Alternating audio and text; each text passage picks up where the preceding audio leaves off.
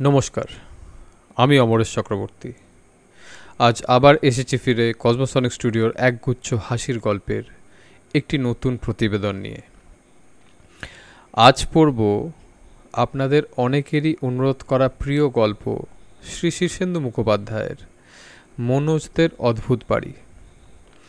তবে গল্পে যাওয়ার আগে লেখকের কিছু কথা আপনাদের সাথে ভাগ করে নিতে চাই। লেখক বলছেন, মজা হলো আমি কাউকে ডেকে এনে খাতির করে বসাই না, তারা সব গন্ধে গন্ধে আপনি আসে। এই ভূত প্রেত বিটকেল আর খিটকেল লোক, উজবুক আর ভবগুড়ে, বোকা আর চালাক, নানা সাইজের দারোগাবাবু, এমনকি রাজা গজা অবধি এসে আমার লেখার পাতায় গ্যাট হয়ে বসে যায়। আর নিশুত রাতে তাদের সঙ্গেই আমার তুমুল আড্ডা জমে যায়। আমার যে বুড়ো মাস্টারমশাই উবু হয়ে বসে ছেলেবেলায় আঁক কষাতেন, তিনিও দেখছি হাজির হয়ে গেছেন। আর আকাশের অনেক তফাতে গ্রহান্তরের মানুষজনও শাঁ শাঁ করে নেমে পড়েন। আসেন কাপালিক, মাথা পাগলা লোক, পেটুক, হাড় কৃপণ, আনমোনা ভুলো মনের মানুষ। চোর ডাকাতের কথা তো বলাই হয়নি। আর চোরও কি একরকম? হরেক চোর, হরেক ঘটনা। ডাকাতদের সঙ্গেও আমার ভারী খাতির। খারাপ লোকেদেরও তো ফেলতে পারি না, তারাও কাচুমাচু মুখে এসে জুটে যায়। খেলোয়াড়, মুষ্টিযোদ্ধা, সাঁতারু, ক্রিকেট বা ফুটবলের মাঠ কাকে বা কোনটাকে বাদ দেওয়া যায় তাই তো ভেবে উঠতে পারলাম না আজও। সে বেশ অনেক আগেকার কথা। বাবার বদলির চাকরি ছিল, আজ এখানে কাল সেখানে। কিছুদিন পর পর বাবা বদলি হতেন, আর আমরাও তার সঙ্গে সঙ্গে রওনা দিতাম। বিহার, উত্তরবঙ্গ, আসাম, পূর্ববঙ্গ। তখন উত্তরবঙ্গ আর আসামে যে গহীন সব জঙ্গল ছিল তা ছিল ভয়াবহ। আর কি নির্জন সব জায়গা! সন্ধ্যের পর ঘরে বসে ভয়ে কাঁটা হয়ে থাকতাম। কিন্তু ওই ঘাটে অঘাটে ঘুরতে ঘুরতে কত মানুষের সঙ্গে চেনা হলো তা বলবার নয়। কত ভূতভুতুরে রেল বাংলোয় থাকতে হতো, আর কত সব মজার ঘটনা ঘটতো তখন। ভীষণ দুষ্টু ছিলাম বলে খুব বদনাম ছিল আমার। স্কুলে কি মারটাই তখন মারতেন মাস্টারমশাইরা। তবে সেই সব মার যেন আজ তাদের আশীর্বাদ হয়ে আমার সর্বাঙ্গে ঝরে পড়ে। আগে আমি শুধু বড়দের জন্যই লিখতাম, গেরাম ভারী সব লেখা। তারপর তখনকার আনন্দ মেলার সম্পাদক শ্রী নীরেন্দ্রনাথ চক্রবর্তী এসে আমাকে ধরলেন। ছোটদের জন্য একটা গল্প লিখে দিত। শুনে ঘাবড়ে গেলাম। ছোটদের জন্য লেখা পারবো কি? তার কিছুদিন আগে আনন্দবাজারের পাতায় যে এক পাতার আনন্দ মেলা বেরায়, তার তখনকার সম্পাদক আমার বন্ধু শক্তি চট্টোপাধ্যায় আমাকে দিয়ে একটা একরত্তি গল্প লিখিয়ে নিয়েছিল। সেটা এক চোরের গল্প। নীরেন্দার ফরমাসে এবার যে গল্পটা লিখে ফেললাম সেটার নাম বিধু দারোগা। আর তার কিছুদিন পরেই ধারাবাহিকভাবে মনোজদের অদ্ভুত বাড়ি উপন্যাসটি লিখি। তারপর পুজো সংখ্যায় গোসাই বাগানের ভূত। ওই 70 দশকের মাঝামাঝি থেকে শুরু। প্রথমে একটু অনিয়মিত এবং পরে নিয়মিতভাবে প্রতি পুজো সংখ্যাতেই একটি করে উপন্যাস লিখে আসতে হয়েছে। এইসব উপন্যাস এতকাল ছুটকো ছাটকা পাওয়া যাচ্ছিল, তা ছুটকোগুলোও রইল। সেই সঙ্গে প্রথম কয়েকটা উপন্যাসকে বেঁধে এক মলাটে পুড়ে দেওয়া গেল। এতে একটা সুবিধে, বেশি হাঁটকাতে হয় না। পরের খণ্ডে আরও কয়েকটা দেব, আর তারপরের খণ্ডে আরও। এটা লেখক নিজের বইয়ের ব্যাপারেই বলছেন। আর সৌভাগ্যবশত আমার কাছে 3টে খণ্ডই আছে, যেখান থেকে আপনাদের সব গল্পগুলো পড়ে শোনাই। আমাদের কৃতজ্ঞতা শ্রী শীর্ষেন্দু মুখোপাধ্যায়কে তো অবশ্যই, তিনি এই গল্পগুলোর স্রষ্টা, তার সাথে আনন্দ পাবলিশার্সকে, যারা এই গল্পগুলো আমাদের সামনে তুলে ধরেছেন। তো লেখক আরও বলছেন, আমার গল্পে পাগল, ভূত আর ভবঘুরেরা ঘুরে ফিরেই আসে। তারা তেমন ভয়ঙ্কর নয়, আর আমি তাদের বেশ পছন্দই করি। যাদের জন্য লেখা তাদের কেমন লাগে কে জানে। দুনিয়ার সব মানুষকে বন্ধু করে নেওয়া একটু শক্ত বটে, কিন্তু বইয়ের ভিতরকার মানুষগুলোর সঙ্গে ভাব হতে দেরি হয় না, যদি তাদের পছন্দ হয়। এমনকি ভূতেদেরও। এই বইয়ের অনেকগুলো উপন্যাসেই কয়েকজন ভূত আছে, তাদের ভয় পাওয়াটাই শক্ত। কিন্তু আমি নিজে যেসব ভূতের পাল্লায় পড়েছি তারা তত সুবিধের নয়, বন্ধু তো নয়। শুনতে পাই আজকালকার ছোট ছেলেমেয়েরা নাকি বাংলা বইটই তেমন পড়তে চায় না। এইটা আমারও মনে হয়, যে কারণেই আমার এই গল্প পাঠ শুরু করা। যদি পড়তে না চায়, গল্পগুলো ইউটিউবে দেখে বা শুনে তারা সেই গল্পগুলো জানতে পারবে। কারো পড়ার চাপ, কারো বা ইংরেজি মিডিয়ামে পড়তে গিয়ে বাংলাটা তেমন শেখা হয়নি।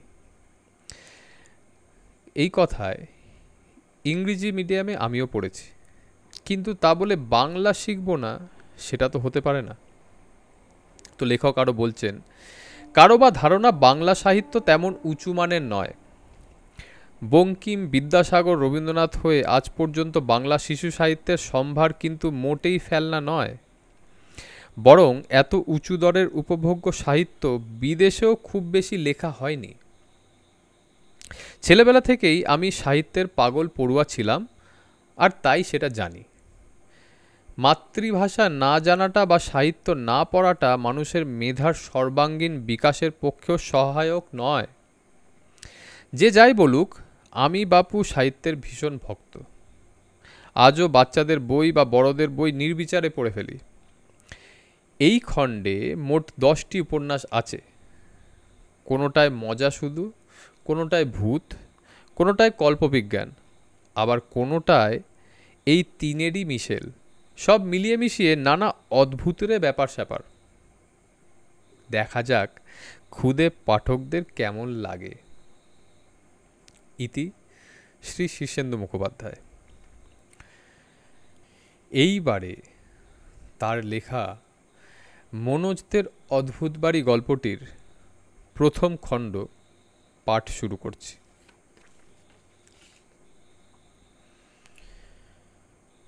ফটোটা কি করে যে মনোজদের বাসায় এলো তা কেউ জানে না। ফটোটা কার তাও কেউ বলতে পারে না। মনোজদের বাড়িতে অনেকের ফটোর মধ্যে এই ফটোটা বরাবর আছে, অথচ কেউ ঠিক করে বলতে পারে না যে এটা কোত্থেকে কবে এসেছিল, বা ফটোর ছেলেটাই বা কে। ফটোটা একটা ছেলের, তার বয়স হবে 8, 9 বা 10। একটা বাংলো বাড়ির সামনে বারান্দার সিঁড়িতে সে বসে আছে। সামনের বাগান থেকে বারান্দায় উঠতে মোট 3 ধাপ সিঁড়ি। ঠিক মাঝের ধাপে ছেলেটা বসে আছে, নিচের সিঁড়িতে পা, আর ওপরের সিঁড়িতে কনুই রেখে সে একটু পিছনে হেলে বসে আছে। তার পায়ে বুট জুতো আর মোজা, সাদা হাফ প্যান্ট, গায়ে ফুল হাতা সোয়েটার, আর সোয়েটারের গলার কাছে সাদা শার্টের কলার বেরিয়ে আছে। ছেলেটা দেখতে ভীষণ সুন্দর। বড় বড় চোখ, লম্বাটে মুখ, চোখা পাতলা নাক, গালগুলো ভরাট, কিন্তু লুচির মতো ফোলা ফোলা নয়। কিন্তু তার চুলে ডান দিকে সিথি, আর কপালটার অনেকখানি ঢেকে চুলগুলো পাট করা। ছেলেটা অল্প একটু হাসি মুখে চেয়ে আছে। সেই হাসি আর তাকানো এত জীবন্ত যে যে কোনো সময় ছেলেটা যেন কথা বলে উঠবে মনে হয়। ছবিটার মধ্যে আরও দুটো অদ্ভুত ব্যাপার আছে। ছেলেটার পিছনে যে বারান্দা, তাতে টেরচা হয়ে রোদ পড়েছে। বারান্দার পিছনে দরজা, দরজায় একটা গোলাপ ফুলের ছাপওয়ালা পর্দা ঝুলছে। সামনে রোদ, কিন্তু পর্দাটা ছায়ায়, তাই পর্দার গায়ে গোলাপের ছাপ একটু অস্পষ্ট। আর সেই পর্দাটা একটুখানি সরিয়ে একটা মুখ উকি মেরে আছে। মুখটা খুবই অস্পষ্ট, শুধু সেই মুখে একটু হাসি বোঝা যায়, যেন কেউ হাসি মুখে ছেলেটার ছবি তোলানো দেখছে। কিন্তু সেই মুখটা ছেলের না মেয়ের তা বোঝা যায় না। আরও একটা মজার ব্যাপার হলো, ছেলেটার বাঁ দিকে একটা কাচের গেলাসে 3 পোয়া ভর্তি দুধ রয়েছে। দুধ কিনা তা ঠিক করে বলা যায় না, তবে সাদা মতো তরলটা দুধ ছাড়া আর কী বা হবে।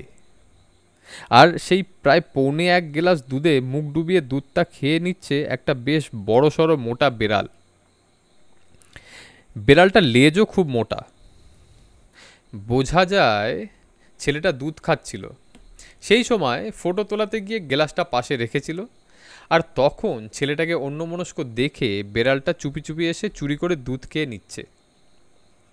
ছেলেটা টের পায়নি। ছবিটার মধ্যে আরও কিছু কিছু জিনিস লক্ষ্য করা যায়, যেমন বারান্দার নিচে বাগানের একটু অংশ ছবিতে দেখা যাচ্ছে। বাগানে অনেক গাঁদা, ক্রিসেন্থিমাম আর পপি ফুল ফুটেছে। বাংলো বাড়িটার টিনের চাল। বারান্দার ওপরে টিনের চালটার একটু ঢালু অংশ দেখা যায়। বারান্দার থাম্বে একটা লতানে গাছ উঠেছে চালে। মনোজ যে কতবার ছবিটা দেখেছে তার হিসেব নেই। ছবিটা দেখতে তার বড় ভালো লাগে। কেন ভালো লাগে তাও সে জানে না। যদি কখনো তার মন খারাপ হয়, বা কখনো কারো সঙ্গে ঝগড়া হয়, বা মায়ের ওপর অভিমান হয়, তখন সে এসে একা ঘরে ছবিটা বের করে চেয়ে বসে থাকে। ছবি থেকে ছেলেটাও তার দিকে হাসি মুখে চেয়ে থাকে। তখন মনোজের মনের মধ্যে কি যেন একটা হয়। সে ভাবে, এই তো আমার সবচেয়ে ভালো বন্ধু। তখন তার মন ভালো হয়ে যায়। মনোজ খুব ছেলেবেলা থেকেই তাদের বাড়িতে ছবিটা দেখে এসেছে। আর ছবিটা বেশ পুরনো, একটু হলদে হলদে পুরনো ছাপও পড়ে গেছে তাতে। অর্থাৎ ছবিটা অনেক আগে তোলা হয়েছিল, এবং ছবির ছেলেটা নিশ্চয়ই এখন আর ছোট নেই। সে হয়তো অনেক বড় হয়ে এখন মনোজের কাকা বা বাবার মতো বড় মানুষ হয়ে গেছে। তবু ছবির ছেলেটাকে মনোজ বন্ধু বলেই ভাবে। ভাবতে ভালো লাগে। এই ছবিটার কোনো ঠিকানা নেই, কোথায় কবে তোলা হয়েছিল কেউ জানে না। তাই বাড়ির লোকেরা এই ছবিটা দেখলেই বেশ বিব্রত হতো। বলতো, এই ছবিটা যে কার কিছুতেই বোঝা যাচ্ছে না, আমাদের কেউ নয় নিশ্চয়ই। মনোজ তাই একটু বড় হয়ে ছবিটা অন্যান্য ছবি থেকে আলাদা করে নিয়ে এসে তার গল্পের বইয়ের তাকে একটা ছোটদের রামায়ণ বইয়ের পাতার ভাঁজে যত্ন করে রেখে দিয়েছে। নিজের কাছেই রাখা ভালো, নইলে কে কবে বাজে ছবি ভেবে ফেলে টেলে দেবে। মনোজদের বাড়িতে অনেক লোক। ঠাকুমা, বাবার এক বুড়ি পিসি, মা, বাবা, 2 কাকা, দিদি, দাদা, 2টো ডল পুতুলের মতো ছোট ভাই বোন। এছাড়া বাড়িতে থাকে একটা নিরাশ্রয় বুড়ো লোক, তার বাড়ি বিহারে, একটা বাচ্চা চাকর, একটা রান্নার ঠাকুর, এক বুড়ি ঝি। তাছাড়া বিস্তর বাইরের লোকজনের আসা যাওয়া তো আছেই, যেমন পুরুত মশাই সতীশ ভরদ্বাজ, মাস্টার মশাই দুঃখহরণ বাবু, দিদির গানের মাস্টার মশাই গণেশ ঘোষাল, এমনি আরও কত কে। এদিকে উবু হয়ে না বসলে দুঃখহরণ বাবু ঠিক পড়াতে পারেন না। যদি কেউ তাকে আসন পিড়ি করে বসিয়ে দেয়, বা চেয়ারে পা ঝুলিয়ে বসতে বলে, তাহলেই দুঃখবাবুর বড় বিপদ। তখন তিনি অঙ্ক ভুল করেন, ইতিহাসের সঙ্গে ভূগোল গুলিয়ে ফেলেন, ইংরেজি ট্রান্সলেশন করতে হিমশিম খান। যেই উবু হয়ে বসলেন, অমনি তার আঙুল দিয়ে পেন্সিল হয়ে হড়হড় করে অঙ্ক, ট্রান্সলেশন, জ্যামিতি সব নেমে আসতে থাকে। মুখে খই ফোটে ইতিহাস আর ভূগোলের। সকালবেলাতেই দুঃখহরণবাবুর বিপদ। সেই সময়টায় মনোজের বাবা রাখো হরিবাবু পড়ার ঘরে এসে বসে গম্ভীরভাবে খবরের কাগজ পড়েন। রাখোবাবু ভীষণ রাশভারী লোক। বাড়ির কুকুরটা বেড়ালটা পর্যন্ত তাকে ভয় খায়। বাড়ির লোকজনের তো কথাই নেই। কিন্তু সকালবেলাতে রাখোবাবু যে মনোজদের পড়ার ঘরে এসে বসেন তার একটা কারণ আছে। এ বাড়িতে একজন মানুষ আছেন যিনি রাখোবাবুকে মোটেই ভয় পান না, বরং উল্টে রাখোবাবুই তার ভয়ে অস্থির। তিনি রাখোবাবুর পিসিমা আদ্যাশক্তি দেববা। বাবার পিসিকে ঠাকুমা ঠাকুরজি বলে ডাকেন। সেই থেকে মনোজরা সবাই তাকে ঠাকুরজি ডাকে। এই ঠাকুরজি খুব অল্প বয়সে বিধবা হয়েছিলেন। সেই থেকে উপোস টুপোস করে বুড়ো বয়সে ভীষণ তেজস্বিনী হয়ে গেছেন। কারো তোয়াক্কা করেন না। তার আবার ভয়ঙ্কর সূচিবাই। প্রতি সকালে কাঁচা গোবর জলে গুলে সেই জল সারা বাড়িতে ছিটিয়ে দেন। মনোজদের পড়ার ঘরটা বাড়ির বাইরে, বাগানের এক ধারে। এক টেরে ছোট্ট একটু ঘর, তাতে এক ধারে পড়ার টেবিল চেয়ার, অন্য ধারে তক্তপোষের ওপর দুঃখহরণবাবুর বিছানাপত্র। এই ঘর অবধি ঠাকুরজি আসতে পারেন না। খোঁড়া পায়ে বাগান পেরোতে কষ্ট হয়, তাই এ ঘরটা গোবর জলের হাত থেকে বেঁচে যায়। রাখোবাবু তাই গোবরের গন্ধ এড়িয়ে নিশ্চিন্তে শ্বাস নেওয়ার জন্য এই ঘরে এসে ঘণ্টাখানেক কাটিয়ে যান। ততক্ষণে ঘরদোরের জল শুকিয়ে যায়। রাখোবাবু কড়া ধাতের লোক। আদব কায়দার নড়চড় দেখলে খুব রাগ করেন। তাই সেই সময়টা দুঃখহরণ বাবুকে পা ঝুলিয়ে বসে থাকতে হয়। আর ওই 1 ঘন্টায় দুঃখবাবুর রাজ্যের ভুলভাল করতে থাকেন। একদিন তিনি ওই অবস্থায় ট্রান্সলেশন করতে গিয়ে, তখন হলঘর ভরিয়ে গিয়াছে, এই বাক্যটার ইংরেজি করলেন, by then the hall room was fulfilled. এই ইংরেজি শুনে বাবা তার ইংরেজি খবরের কাগজ থেকে মুখ তুলে বিরক্ত হয়ে তাকালেন। ছেলেমেয়ের সামনে মাস্টারমশাইয়ের ভুল ধরলে তার প্রতি শ্রদ্ধা কমে যেতে পারে। সেই জন্য বললেন, আহা দুঃখবাবু, ইংরেজিটা ঠিকই আছে, তবে একটু কানে কেমন লাগছে, আর একবার অন্যভাবে করুন। কিন্তু দুঃখহরণবাবু পা ঝুলিয়ে বসে আছেন যে। তার ওপর রাশভারী রাখোবাবুর কথা শুনে আরও ঘাবড়ে গিয়ে খুব শক্ত ইংরেজিতে বললেন, the halls fulfilment was achieved by then. শুনে রাখোবাবু আর মুখ তুললেন না। দুঃখহরণবাবু গোলমালটা বুঝতে পারছেন, কিন্তু উবু হয়ে না বসলে তার মুড আসে না। তাই তিনি ঠ্যাং দুটো জোর নাচাতে নাচাতে মুখে হুঁ হুঁ একটা শব্দ করে যেতে লাগলেন। দাদা সরোজ, দিদি পুতুল আর মনোজ চুপিসারে হাসাহাসি করছে। সময়টা শীতকাল। বাগানে খুব ফুল ফুটেছে। সামনের দিকটায় মস্ত মস্ত গাঁদা ফুটে আছে। সেগুলো এত বড় যে 2 হাতে মুঠো করেও বের পাওয়া যায় না। তাছাড়া মোরগ ফুল, পপি, গোলাপ তো আছেই। ফটফটে রোদে প্রজাপতি আর ফড়িং উঠছে অনেক। পোকামাকড় টি টি করে ঘুরে বেড়াচ্ছে। বাগানের অন্য ধারে পালং ক্ষেত, ফুলকপি, ওলকপি, ধনেপাতা, বেগুন লাগানো হয়েছে। সেই সবজি খেতে দেহাতি বুড়ো মানুষ রামলিখন খুরপি হাতে ঘুরঘুর করছে। যদিও একটা ঠিকে মালি এসে বাগানের কাজ করে যায় রোজ, তবু রামলিখন কাজ দেখানোর জন্য বাগানে সবসময় কিছু খোঁড়াখুড়ি করবেই।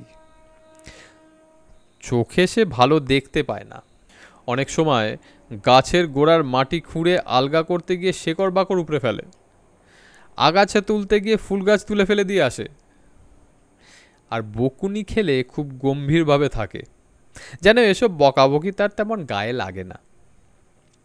গতবার ঠাকুমার চশমা পাল্টানো হলো, আর রামলিখন ঠাকুমার পুরনো চশমাটা চেয়ে নিল। সেই চশমাটা এখন সব সময় চোখে পড়ে থাকে। তাতে যে সে ভালো দেখতে পায় তা কিন্তু নয়, কিন্তু এমন ভাব দেখায় যে খুব ভালো দেখছে। চশমা পরে তার ইজ্জতও বেড়ে গেছে। বাজারের কাছে দেশওয়ালি ভাইদের কাছে চশমা পরে যাওয়ায় সেখানে তার খাতিরও নাকি বেড়ে গেছে বেশ। বাড়ির চাকর রঘু তাকে রামু বলে ডাকলে বা তুই তোকারি করলে সে ভারী চটে যায়। রঘু তাই তাকে আজকাল রামু বাবু বলে ডেকে আপনি আজ্ঞে করে। কিন্তু সন্ধে হলেই রঘু নানা কায়দা করে রোজ রামুকে ভূতের ভয় দেখাবেই। আজ দুঃখহরণ বাবুর ভুলভাল কিছু বেশি হচ্ছে। দাদা সরোজকে ইতিহাস বোঝাতে গিয়ে তিনি বারবার ওয়ার্ড মিনিং বোঝাতে লাগলেন। ইতিহাস বইতে দুটো ব্যাখ্যাও দাগিয়ে দিলেন। পুতুলকে সুদ কষা বোঝাতে গিয়ে তিনি হুঁশিয়ার করে দিয়ে বললেন, মুখস্থ যেন ভুল না হয়, আর দাড়ি কমা সেমিকোলন সম্পর্কে সাবধান থাকবে। মনোজের ভূগোল বই খুলেও তিনি গোলযোগ করে ফেললেন। পশ্চিমবঙ্গের কোন জেলায় ধান ও পাট জন্মায় তা বলতে গিয়ে তিনি বারবার নর শব্দের রূপ এনে ফেলছিলেন। তাই শুনে রাঘববাবু বিরক্ত হয়ে উঠে পড়লেন। ঘরে গোবরের গন্ধ আর পড়ার ঘরে ভুলভাল পড়ানো, কোথায় আর যাবেন তিনি? তাই বাগানে পায়চারি করতে করতে দেখেন রামু এক মুঠো দুব্ব ঘাস, কয়েকটা কড়াইশুঁটি আর একটা গাজর বাগান থেকে তুলে নিয়ে যাচ্ছে। রাঘববাবু জিজ্ঞেস করলেন, ওসব কোথায় নিয়ে যাচ্ছিস রামু? দেখি কি তুলেছিস? রামু একগাল হেসে হাতের জিনিসগুলো দেখিয়ে বলল, বুড়িমা পাঠালেন কিছু ধনে পাতা, কাঁচা লঙ্কা আর একটা মূলো তুলে আনতে। রাঘববাবু রেগে অস্থির বললেন, স্টুপিড, কবে থেকে বলেছি হাসপাতাল থেকে চোখের ছানি কাটিয়ে আয়, কিছুতে শুনবি না? কোন আক্কেলে তুই লঙ্কা বলে কড়াইশুঁটি, মূলো মনে করে গাজর আর ধনে পাতার বদলে গুচ্ছের ঘাস তুললি? আজই চল, তোকে হাসপাতালে নিয়ে যাব, চোখ কাটিয়ে আসবি। শুনে রামু ভীষণ গম্ভীর হয়ে গেল, আর রাঘববাবু রাগারাগি করতে করতে ভিতর বাড়িতে চলে গেলেন। এদিকে পড়ার ঘরে দুঃখবাবু চেয়ারের ওপর টপ করে উবু হয়ে বসতেই তার চেহারা পাল্টে গেল। মুহূর্তের মধ্যে তিনি ধান ও পাটের জেলা ঝরঝর করে মুখস্থ বলতে লাগলেন। সুদ কষা জল করে দিলেন। ইতিহাসের সন তারিখ শুদ্ধ আকবরের খুড়তুতো ভাইয়ের নাম পর্যন্ত তার মনে পড়ে গেল। অন্যদিকে ঠাকুমা বামা সুন্দরী ডালের বড়ি দিচ্ছিলেন রোদে বসে। একটা কাক তাকে অনেকক্ষণ ধরে জ্বালাতন করছে। কাকটার সাহসেরও বলিহারি। এ বাড়িতে ঠাকুরজি জেগে থাকতে বেড়াল, কুকুর, কাকপক্ষী ঢুকতে বড় একটা সাহস পায় না। কে কোথাকার এটোকাটো আস্তাকুর টেনে ঘরে আনে, সেই ভয়ে ঠাকুরজি লাঠিটি হাতে সারা বাড়ি খোড়া পায়ে ডিং মেরে ঘুরে বেড়ান। কত কুকুর, বেড়াল, কাকপক্ষী যে তার হাতে রামটাঙা খেয়েছে তার ইয়ত্তা নেই। ইদানিং তিনি শুধু লাঠির ওপর ভরসা না রেখে পেয়ারা গাছের ডাল কাটিয়ে একটা গুলতি বানিয়ে নিয়েছেন। গুলতির যে চামড়ার অংশটুকুতে গুরুল ভরতে হয়, সে জায়গাটায় চামড়ার বদলে কয়েক পাল্লা ন্যাকড়ার পট্টি লাগিয়ে নিয়েছেন। চামড়া ছুঁতে পারেন না কি না। গুলতি ছুঁড়ে ছুঁড়ে ঠাকুরজির হাতের টিপও হয়েছে চমৎকার। শট শট করে গুরুল ছোড়েন, ঠিক গিয়ে বেড়ালের লেজের লোম খসিয়ে দেয়।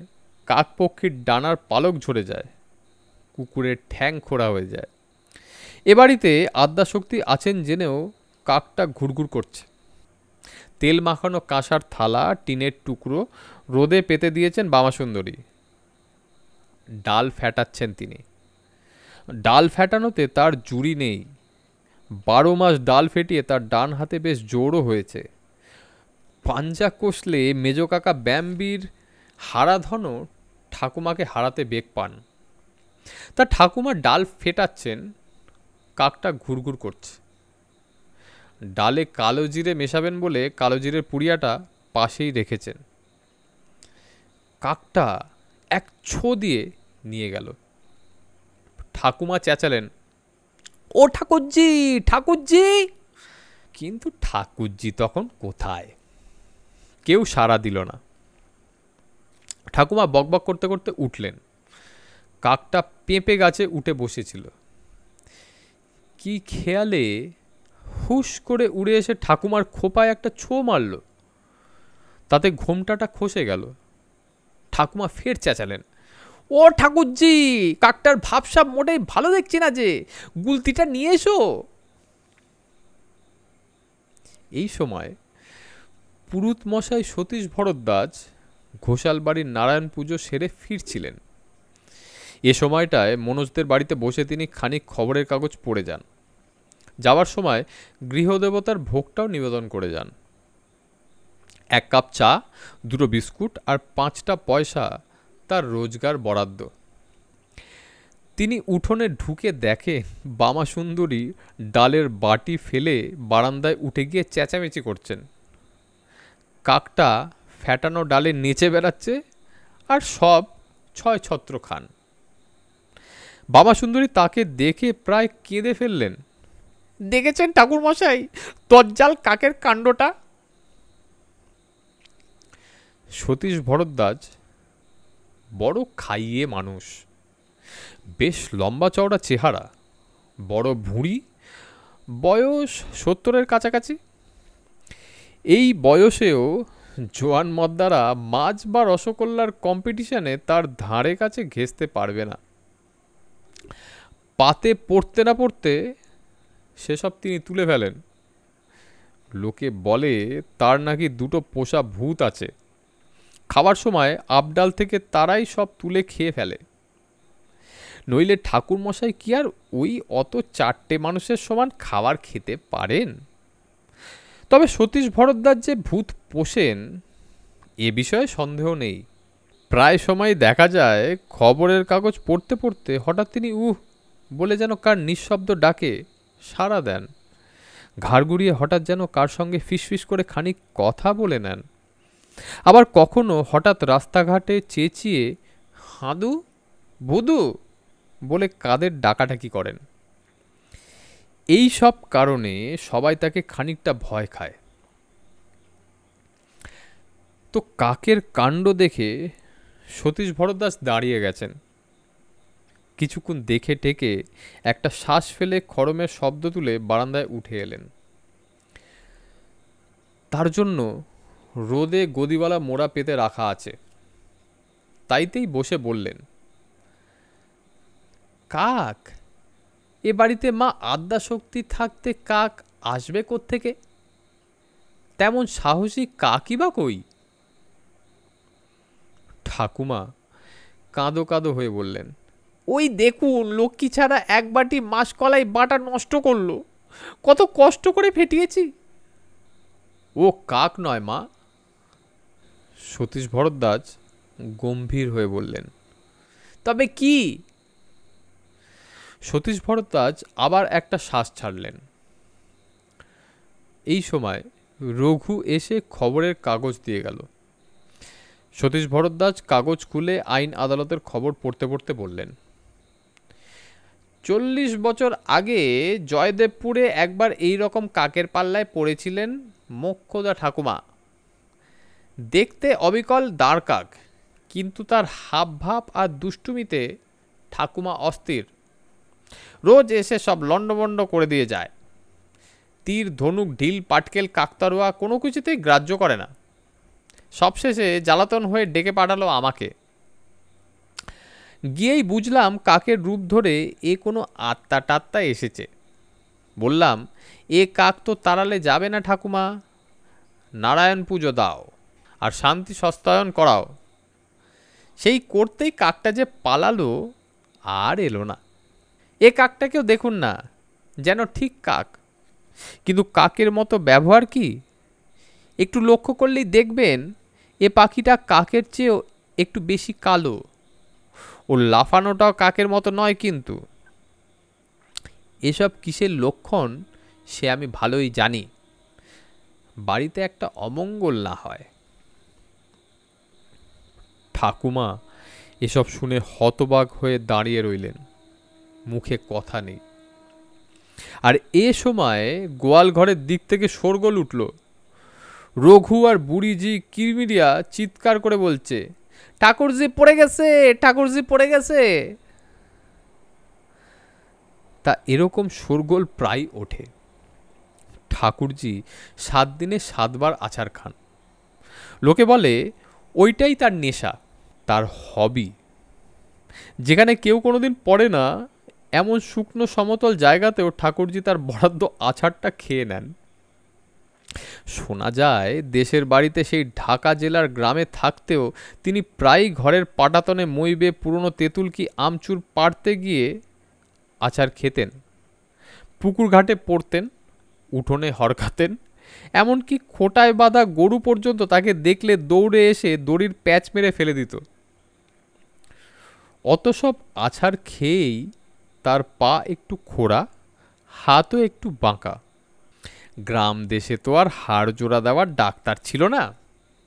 গ্রামের হাতুড়ে ডাক্তার পট্টি বেঁধে দিয়ে ছেড়ে দিত, ভাঙা হাড় বাঁকা হয়ে জোড়া লেগে যেত।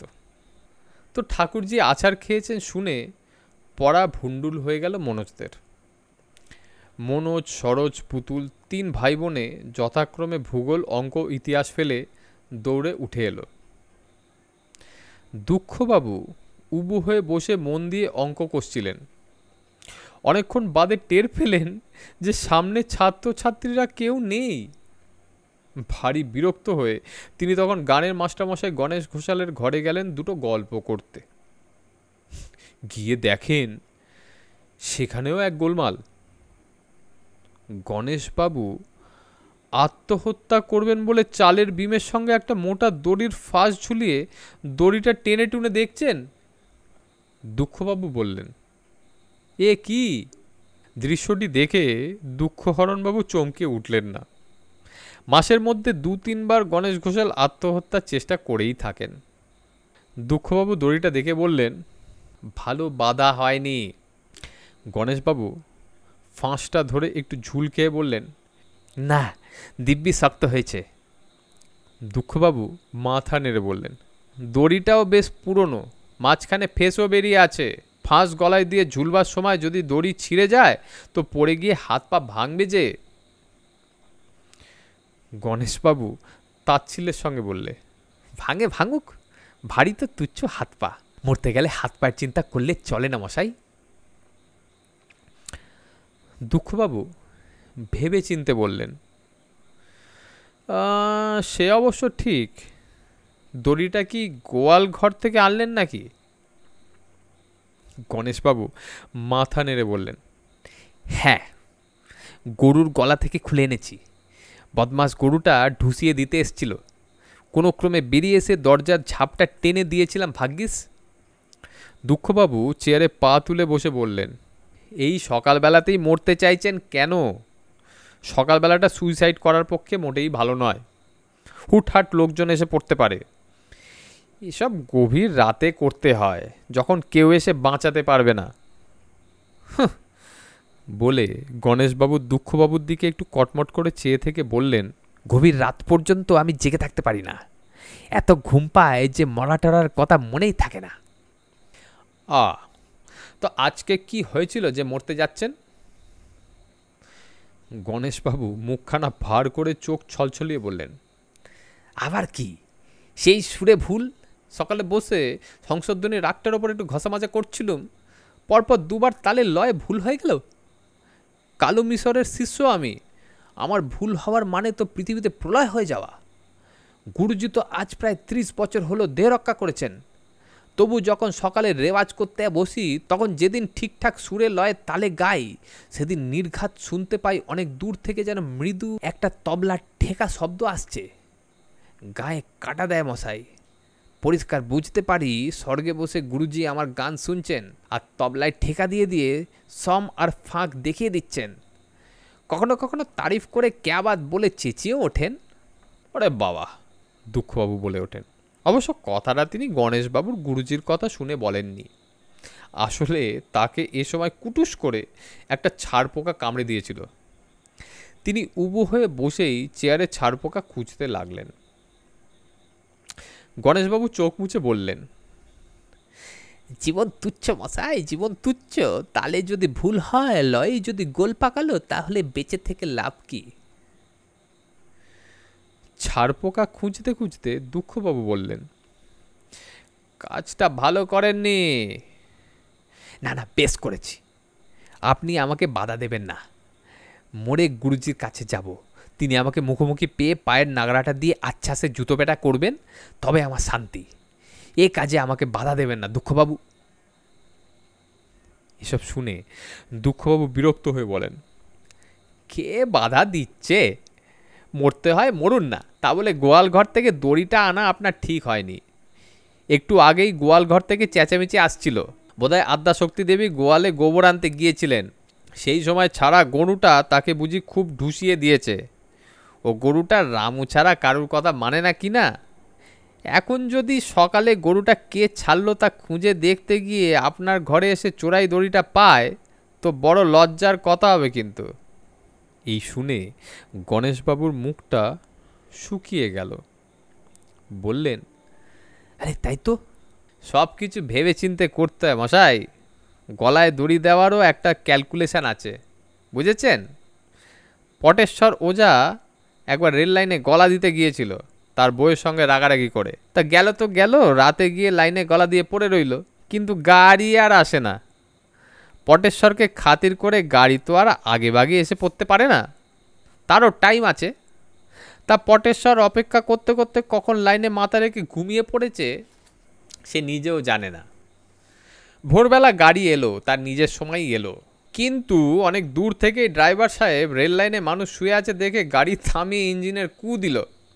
সেই কু শুনে ঘুম ভাঙতেই পটেশ্বর গা ঝাড়া দিয়ে উঠে বসে ভাবল, যাক বাবা, মরা টরা হয়ে গেছে, ব্যথা ঠ্যাতাও খুব একটা পেতে হয়নি। এই ভেবে সে ঘাড়ে হাত দিয়ে ঘাড়খানা আস্ত দেখে আরও খুশি হয়ে গেল। ভাবল, মরার পর বোধহয় কাটা ঘাড় ফের জোড়া লেগে যায়।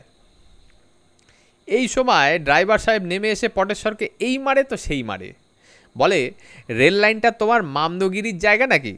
সেই মার খেয়ে পটেশ্বর 15 দিন হাসপাতালে ছিল। ক্যালকুলেশনের ভুলে তার মরাও হলো না, বরং মার খেয়ে হাসপাতালে পড়ে থাকতে হলো। তাই বলছিলাম আর কি। ওইদিকে আদ্যাশক্তি দেবী আছাড় খেয়েছেন শুনলে কেউ আজকাল আর অবাক হয় না। কেউ যদি কাউকে গিয়ে বলে, জানো আদ্যাশক্তি দেবী আজ আছাড় খেয়েছেন, তাহলে যাকে বলা হয় সে একটু অবাক হয়ে বলবে, হ্যাঁ, সে আর বলার কি, উনি তো প্রায়ই তা খেয়ে থাকেন, ওটাই ওর অভ্যাস, নেশা। তবু কেউ যদি আছাড় খায়, সে আদ্যাশক্তি দেবী হন বা আর যে কেউই হোক, নিয়ম হলো লোকজন গিয়ে তাকে ধরাধরি করে তুলবে। গোয়াল ঘরের চেঁচামেচি শুনে তাই সবাই দৌড়ে গেল। গিয়ে দেখে গোয়াল ঘরের এক কোণে, যেখানে মনোজের কাকা বৈজ্ঞানিক এবং ব্যাম্বির হারাধন গোবর গ্যাস তৈরি করার জন্য বিশাল এক গর্তে গোবর তাল জমিয়ে রেখে পচাচ্ছিল, সেখানে আদ্যাশক্তি দেবীর অর্ধেক শরীর ডুবে আছে। তিনি নিঃশব্দে চেঁচাচ্ছেন, অর্থাৎ তার মুখ নড়ছে কিন্তু শব্দ বেরোচ্ছে না। রাখো বাবু গম্ভীর মুখে বললেন, এ নিশ্চয়ই হ্যারিকেনের কাজ। বুড়ি ঝি কিরমিরিয়ার অভ্যাস হলো বাড়িতে কোনো রকম ঘটনা ঘটলেই সে বিলাপ করে কাঁদতে বসবে। রাখোবাবু যদি মনোজকে বকেন তো কিরমিরিয়া কাঁদতে বসে। পুতুলের ড্রয়িংয়ের খাতা হারালেও কারো কিছু নয়, কিরমিরিয়া বিলাপ করতে লেগে যায়। ও বাবা গো, খোকির খাতাটা কোথায় গেল গো? খোকির এখন কি হবে গো? স্কুলের দিদিমণি তো এখন খোকিকে বকবে গো। সারাদিন তার বিলাপের জ্বালায় সবাই অস্থির। এখন বাড়িতে যাই ঘটুক, কিরমিরিয়াকে তাই কেউ আর বেশি খবর দেয় না। তো প্রায় 2 দিন কিরমিরিয়া বিলাপ করেনি। বিলাপ না করলে তার পেট ফেঁপে যায়, খিদে নষ্ট হয়ে মুখে অরুচি হয়, রোগাও হয়ে যায় সে। 2 দিন বাদে আজ জবর ঘটনা থেকে কিরমিরিয়া গিয়ে গোবরে অর্ধেক ডুবে থাকা আদ্যাশক্তি দেবীর মুখের সামনে উবু হয়ে বসে মনের সুখে কেঁদে কেটে বিলাপ করতে লাগলো। ও ও ঠাকুরজি গো, এত জায়গা থাকতে তুমি কেন গোবরে গিয়ে পড়লে গো? উঠোনে পড়লে না, পুকুরে পড়লে না, ছাদ থেকে পড়লে না গো, গোবরে গিয়ে পড়লে গো। এখন তোমারই বা কি হবে, গোবরেরই বা কি হবে গা? খবর পেয়ে পাড়ার লোকজনও সব এসে জুটেছে। তাদের মধ্যে একজন হচ্ছে শ্রুতিধর ঘোষ। শ্রুতিবাবুর এক অভ্যাস, কিছু দেখলে বা শুনলে তার আর একটা কিছু মনে পড়ে যায়, কিন্তু ঠিক মনে পড়ে বলেও বলা যায় না। কি যেন একটা মনে আসি আসি করে, কিন্তু আসে না।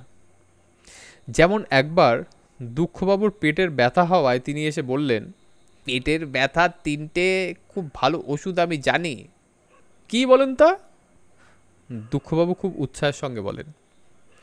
তখন অনেকক্ষণ চিন্তা করে শ্রুতিবাবু বলেন, একটা হলো গিয়ে মানে ওই আর কি। রাখোবাবু পাশেই ছিলেন, বললেন, আর দুটো? শ্রুতিবাবু আবার চিন্তা করে বললেন, আর একটা যেন কি, আর তৃতীয় ওষুধ তার নাম ভুলে গেছি। তবু সবসময়ই শ্রুতিবাবুর কি যেন মনে পড়ি করে, এই যেন এক্ষুনি মনে পড়ে যাবে, প্রায় এসে গেছে মাথায়। সেই শ্রুতিবাবু আদ্যাশক্তির অবস্থা দেখে বললেন, গোবরে গোবরে কি একটা যেন আছে না? তার ভাইপো ফচকে ফটিক বলল, গোবরে পদ্মফুল? আরে না না, গোবরে আর কি একটা যেন আছে, গুবরে পোকা। দূর ফাজিল! শ্রুতিবাবু রেগে যান। তারপর রাখোবাবুর দিকে চেয়ে বলেন, ব্যাপারটা কি হলো মশাই? গোবরে পিসেমা কেন? রাখোবাবু খুব ভেবেচিন্তে বলেন, আমরাও তাই ভেবে মরছি, তবে মনে হয় এটা হ্যারিকেনের কাজ। হারিকেন? বলতে গিয়েই শ্রুতিবাবুর আবার কি যেন একটা মনে আসি আসি করে। ভাবতে ভাবতে বলেন, হারি হারি হারিয়াপ হারিয়াপ কি একটা কথা আছে? হ্যাঁ, তার মানে বলতে চাইছেন হারি মানে তাড়াহুড়ো করতে গিয়ে পিসিমার এই দশা। এখন প্রশ্ন হলো, কেন কেন এই হারি? হারি কেন, তাই না? রাখোবাবু এসব কথায় বিরক্ত হয়ে বলেন, মোটেই না। আমাদের বদমাস গরুটার নাম হারিকেন। হারিকেন হচ্ছে এক রকমের সামুদ্রিক ঝড়, সে কথা বাচ্চা ছেলেও জানে। আমাদের গরুটা ঝড়ের মতো দৌড়য়, গুঁতোয়, বেড়া ভাঙে, গা চোপড়ায় বলে ওর নাম রাখা হয়েছে হারিকেন। মনে হচ্ছে সেই গরুটাই পিসিমাকে গুতিয়ে নিয়ে গোবরে ফেলেছে। কিন্তু গরুটা তো বেশ ভালো করে বাঁধা ছিল, একটু বাদে তাকে মাঠে নিয়ে গিয়ে রঘু খোঁটা পুঁতে দিয়ে আসবে কথা ছিল। সেটা ছাড়া পেল কিভাবে, সেটাই এখন জানার। একগাল হেসে শ্রুতিবাবু বললেন, ওই হলো, হারিকেনের গুঁতোর ভয়ে হাড়ি করতে গিয়ে তাড়াতাড়ি পিসিমা গোবরে পড়ে গেছেন। কিন্তু গোবর নিয়ে কি একটা কথা আছে, কিছুতেই মনে পড়ছে না তো। এই বলে শ্রুতিবাবু ফের ভাবতে লাগেন। ফটিক ফের বলে, ষাঁড়ের গোবর? আর দূর হতচ্ছাড়া! মাথার গোবর? ফটিক ফের বলে। শ্রুতিবাবু তার দিকে কটমট করে তাকান। ফটিক ফচকে হেসে বলে, পালোয়ান গোবর বাবু? কিরমিরিয়া একটু কান্না থামিয়ে কথাবার্তা শুনে নিয়ে ফের ডুকরে ওঠে, ও বাবা গো, হারিকেনটা বা কোথায় গেল গো? সে যে এখনো ভালো করে সকালের জাবনা খায়নি গো, সে যে না খেয়ে খেয়ে লেজে গোবরে হয়ে যাবে গো। ওই তো! শ্রুতিবাবু চেঁচিয়ে উঠে বললেন, ওই মনে পড়েছে, লেজে গোবরে। হ্যাঁ হ্যাঁ, এ যে দেখছি পিসিমার একেবারে লেজে গোবরে অবস্থা। আদ্যাশক্তি দেবী বুক সমান গোবরের গর্তের মধ্যে পোঁতা, ঘন গোবরের টালের ভিতর থেকে নিজে নিজে বেরিয়ে আসবেন সে সাধ্য তার নেই। ঘন মধুর মধ্যে পড়লে মাছি যেমন আটকে যায়, তার অনেকটা সেই দশা। অনেকক্ষণ চেঁচামেচি করায় গলা বসে গেছে, বাক্য বেরোচ্ছে না। তিনি দু হাত বাড়িয়ে সবাইকে বলতে চাইছেন, ওরে তোরা আমাকে টেনে তোল রে, কিন্তু সে কথায় কেউ কান দিচ্ছে না। দুঃখবাবু আর গণেশবাবু এসে গোয়াল ঘরে ঢুকে চুপচাপ দাঁড়িয়ে রয়েছেন। গণেশবাবুর চাদরের তলায় গরুর দড়িটা লুকোনো আছে, কিন্তু সেটা বের করতে সাহস হচ্ছে না।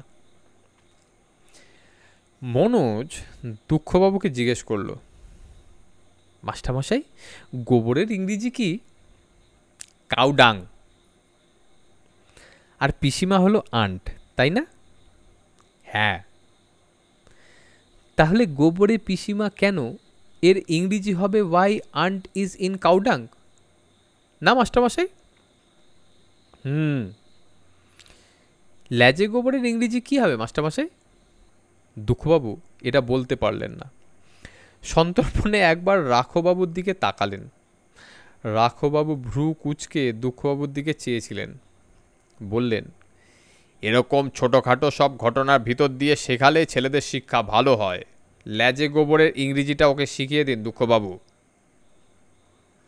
দুঃখবাবু দুঃখের সঙ্গে মাথা চুলকোলেন। বললেন, tail in cow dung and cow dung in tail. এইখানেই শেষ করছি শ্রী শীর্ষেন্দু মুখোপাধ্যায়ের মনোজদের অদ্ভুত বাড়ি গল্পটির প্রথম খণ্ড। আগামী সপ্তাহে এই গল্পের দ্বিতীয় খণ্ড নিয়ে আমি আবার ফিরে আসব। আমাদের সাথে জুড়ে থাকুন, আর কেমন লাগছে সেটা অতি অবশ্যই কমেন্ট সেকশানে লিখে জানাবেন। নমস্কার।